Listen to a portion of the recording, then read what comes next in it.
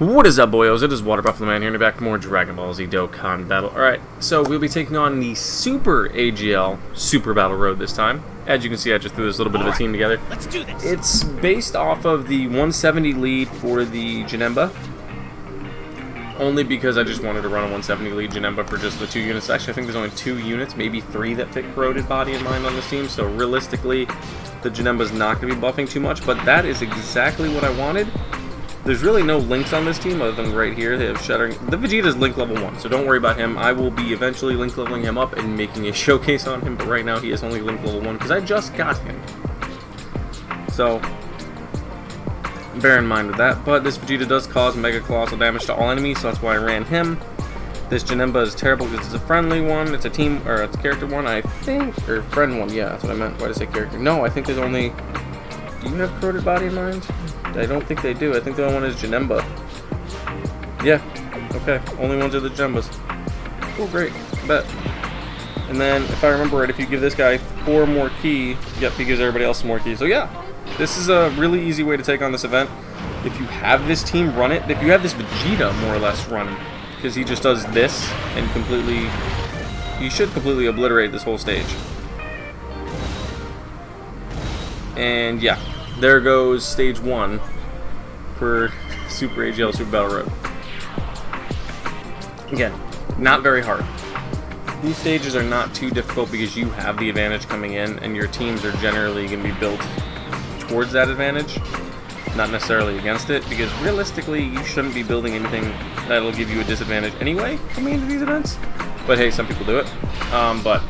So the best way I figured out to fight these events when you don't have the ideal leads. Like, some of these units are only 130 leads, by the way, so... Or getting only 130 instead of the 170. I just thought I'd point that out. This is not like the last video where there were like the 200% leads and a lot of units were getting the 200%. No, they're only actually getting the 130 because he's an Extreme Tech 130 lead. Is this Janemba, as well as a Corroded Body and Mind 170. So, a lot of these units...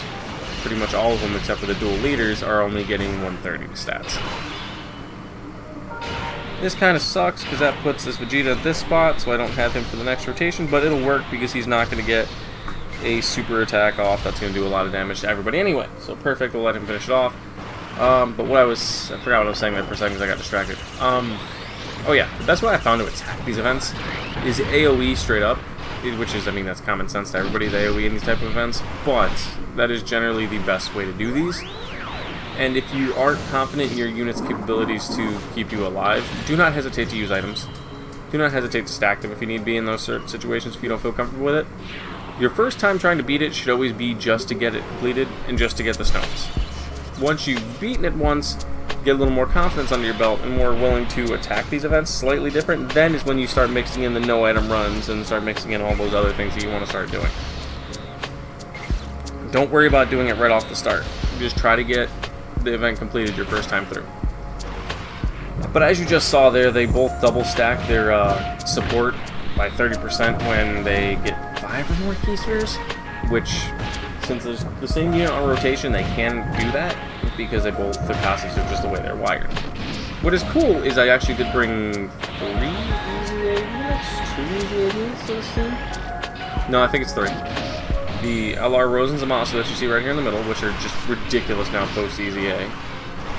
I brought the LR Cell, first form, which is really good post-EZA, as well as, I want to say, the Janembu. I think he's post-EZA at this point. I can't remember. This friend unit is terrible. 41% SA1. I don't know why someone would put him as a leader. I really, really don't. Is he on the board? Yes, he is. So he is EZA. We're going to keep them together. The Cell and the Vegeta, because they share Shattering the Limit as well as Legendary Power. So I'll just give the Vegeta slightly more power. And when he gets hit, it'll allow him to get additional ki to do this. But it doesn't look like we're going to get it to fall properly next turn as well either, so we're just going to power through it with him this rotation. But as you can see, like I said, these aren't too super difficult in terms of like hard content to beat. It's just free stones for those of you that are at this point in the game and can take it on. Let's not waste that. Let's go like this. Let's go like that.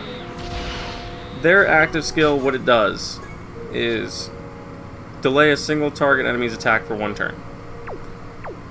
I'm not going to waste it here, to be honest with you. I really don't see the point. And we are going to grab these, though, just to buff up Rose and Rose and Zamasu, as well as the androids. Let's let them get hit twice to stack attack and defense. And then once they super, they actually might be able to finish off this Goku turn 1. Nope, they didn't. Close, but not enough. If I would have had them attack the Goten or the Gohan, they probably would have finished them. But that, again, like I said, you generally want to be attacking from right to left, not left to right. It's just because my units are either 100%ed, link level 10, whole 9 yards, so I'm not really trying to do that specifically. I'm just attacking to attack at this point, just to win and see what we can do. Oh, they also have the Ki Blast Super Counter.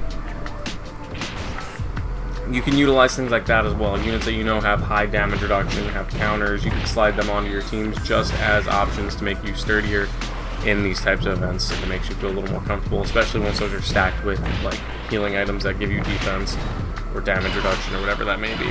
Okay, perfect. So what I'm just going to do here is I'm just going to give Vegeta that so we can wrap this up real quick.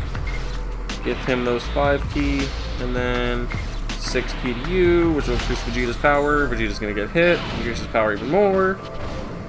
So Vegeta's going to do a 4 mil attack stat and completely obliterate the last 2 on the field, which are the Gohan and Goten. 2 mil and 2 mil. Oh, he survived. Okay, I was wrong, but don't worry. Cell's going to use his life absorption and just throw Goten against the wall.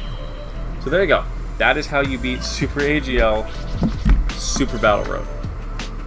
Not very difficult, but also one thing I wanted to notify everybody, as of me recording this, the poll is done for the vote for the starting of the Let's Play / walkthrough on my second channel. For those of you that are interested, I'll leave the second channel link in the description below. And if you want to find out what that is, come on over and come check it out. It should be, the first episode should be live within the next 72 hours. So thank you guys for watching, and I'll see you guys then.